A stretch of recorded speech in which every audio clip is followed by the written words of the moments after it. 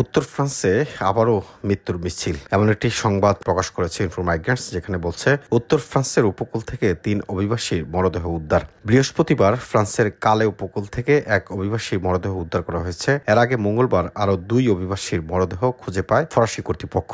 ছোট নৌকায় ফরাসি উপকূল থেকে ইংলিশ চ্যানেল পাড়ি দিয়ে ব্রিটেনে পৌঁছাতে গিয়ে অভিবাসীর মৃত্যুর ঘটনা যেন থামছেই না। একটি সরকারি সূত্রের বরাত দিয়ে বার্তা সংস্থা এএফপি জানিয়েছে, বৃহস্পতিবার ১৪ নভেম্বর উত্তর ফ্রান্সের কালে উপকূল থেকে আরও একজনের মরদেহ উদ্ধার করা হয়েছে।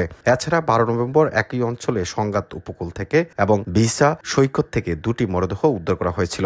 গত ৩০ অক্টোবর ব্রিটেনের উদ্দেশ্যে যাত্রা করা একটি নৌকাডুবির ঘটনায় এসব অভিবাসী নিহত হয়ে থাকতে পারেন বলে ধারণা করা হচ্ছে। এ নিয়ে চলতি বছরে অক্টোবর থেকে এ পর্যন্ত ইংল্যান্ডে পৌঁছাতে গিয়ে নিহত অভিবাসীর সংখ্যা ১২ জনে দাঁড়িয়েছে বলে জানিয়েছে এএফপি। এএফপির সংবাদদাতা জানিয়েছেন, বৃহস্পতিবার সকালে কালেতে পাওয়া মরদেহটি উদ্ধারের পর জনসাধারণের দৃষ্টির বাইরে রাখা হয়েছিল এবং একটি সাদা কাপড় দিয়ে ডেকে রাখা হয়েছিল।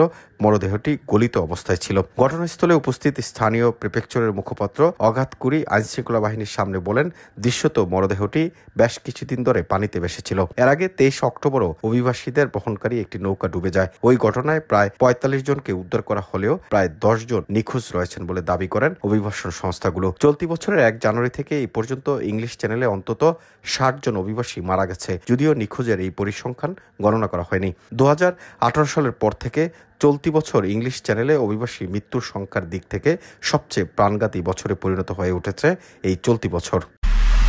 এমআইবি সংবাদ ও সংবাদ সংশ্লিষ্ট অনুষ্ঠান দেখতে ভিজিট করুন www.mibtelevision.tv ও facebook.com/mibtelevision.tv এবং সাবস্ক্রাইব করুন youtube.com/mibtelevision এ।